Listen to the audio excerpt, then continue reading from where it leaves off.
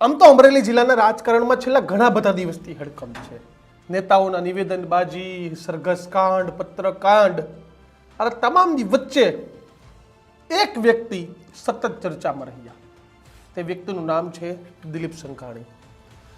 ભલે દીકરીનું સરઘસ નીકળવું ખબર હતી કે ક્યાંક ભાજપના નેતાના કહેવાથી આશીર્વાદથી નીકળ્યું છે એવી વાત હતી, પરંતુ છતાં પણ દિલીપ સંઘાણી છે તે ખુલીને દીકરીને જેલમાં મળવા ગયા, નોકરીની ઓફર આપી અને એવું પણ કહ્યું કે જે થયું ખોટું થયું છે.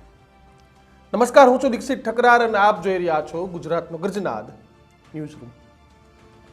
સરઘસ કાંડના આવા વિવાદો વચ્ચે દિલીપ સંઘાણીએ હવે નવી વાત કે નવો વિવાદ છે તે લાવ્યા છે.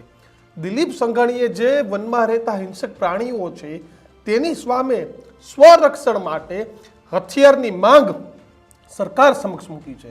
દિલીપ સંઘાણીએ સરકાર સમક્ષ હથિયારની માંગ મૂકતા અનેક તર્ક આપ્યા છે કે જો તમારા જીવને જોખમ હોય તો તમે મર્ડરની છૂટ મળે છે હથિયાર રાખીને, તો વન્ય પ્રાણીઓ માટે શું કામ નહીં?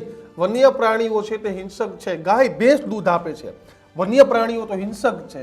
અને આવા અનેક ઉદાહરણ આપી અને દિલીપ સંઘાણીએ વન્ય પ્રાણીઓની સામે રક્ષણ માટે હથિયારની માંગ છે તે કરી છે. સંઘાણીએ શું તર્ક આપ્યા તે સાંભળો.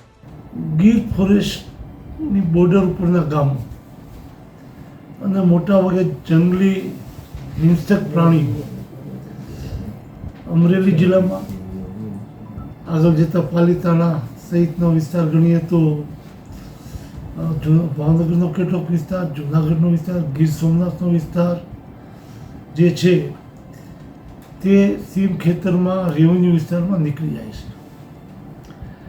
એના કારણો તપાસીએ તો 1972માં ઇન્દિરા ગાંધી જ્યારે વડાપ્રધાન હતા અને સાસણ ગીરની મુલાકાત જ્યારે લીધી એ દિવસોમાં ગીર ફોરેસ્ટમાં સુખડના ઝાડ પણ થતા અને બાકીના કિંમતી વૃક્ષો થતા.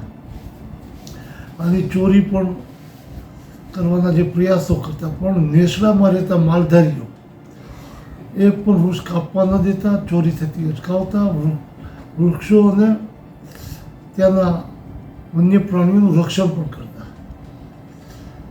જે તે સમયે કેટલાક અધિકારીઓએ મને માહિતી મળી છે પ્રમાણે ઇન્દિરા ગાંધી સમક્ષ રજૂઆત કરી કે અહીંયા વન્ય પ્રાણીઓ સુરક્ષિત નથી, આ નેસડામાં પશુપાલકો રહે છે એના કારણે એને ત્યાંથી દૂર કરવા જોઈએ. અને ઇન્દિરા ગાંધીએ દિલ્હી જઈને આ રીતનો નિર્ણય લઈને એ નેસડાના પશુપાલકોને જંગલમાંથી દૂર કરવાનો નિર્ણય કર્યો.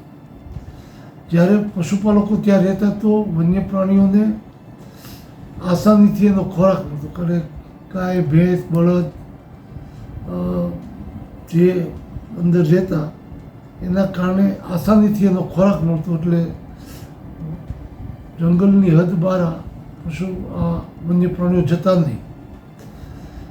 એનો ખોરાક ત્યાં મળી જતો પૂરતા પ્રમાણમાં. એના કારણે માનવ હિંસક પણ ભક્ષક પણ નહોતા.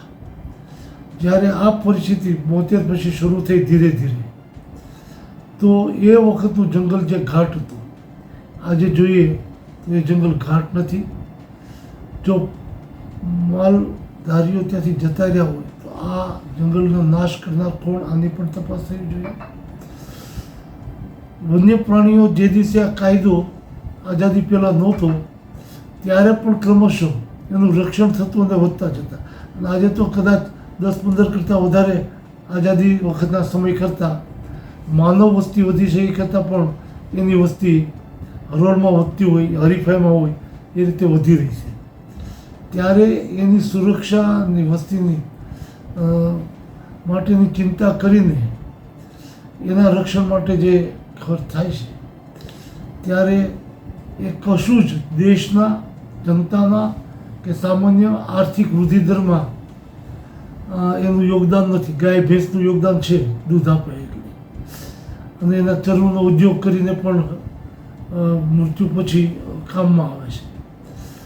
એવી સ્થિતિમાં રેવન્યુ વિસ્તારમાં જ્યારે આવા હિંસક પ્રાણીઓ જાય તો બંધારણને સીઆરપીસીમાં જોગવાઈ છે કે માણસને માણસના કારણે પોતાના જીવનું જોખમ હોય તો સંરક્ષણ માટે પોતે સામેવાળાનો જીવ લઈ શકે અથવા તો મર્ડર કરી શકે. ત્યારે જંગલની અંદર જઈને કોઈ પરેશાન કરે કે હેરાન કરે અથવા તો આવા હિંસક પ્રાણીને હુમલો કરે તો એની ઉપર કોઈ પણ પ્રકારની સજા કરે, એમાં મારે કશું જ નથી કહેવું. પણ રેવન્યુ વિસ્તારમાં આવીને, ગામમાં આવીને આવા પશુઓ, હિંસક પ્રાણી જો માનવ જીવ ઉપર જોખમ કરતા હોય તો જે જોગવાઈ માણસના જીવ બચાવવા માટે, માણસને સામેવાળાનો જીવ લેવાનો જોગવાઈઓ છે, સુરક્ષા છે, એ પ્રકારે સુરક્ષા આપવી જોઈએ. માણસ તો સમજી શકે કાયદો, વન્ય પ્રાણી આવો કાયદો નહીં સમજી શકે. અને એટલા માટે બોર્ડર, ગીર ફોરેસ્ટની બોર્ડર ઉપર રહેતા ખેડૂતો, મજદૂરો કે અન્ય નાના મોટા વ્યવસાય કરતા આવા તમામ લોકોને સ્વરક્ષણ માટે હથિયારના પરવાના આપવા જોઈએ. સંઘે એવું પણ કહ્યું કે 1972માં ઇન્દિરા ગાંધીની સાસણ અને ગીરના વિસ્તારોમાં મુલાકાત બાદ પશુપાલકોને જંગલોમાંથી હાંકી કઢાયા, પરંતુ હિંસક પ્રાણીઓ છે તે આજે પણ એટલા જ છે. ગાય, ભેંસ લોકો પર એટલા હુમલા કરે છે. 4 પગનો આતંક આપણે અનેક વખત જોઈએ છે.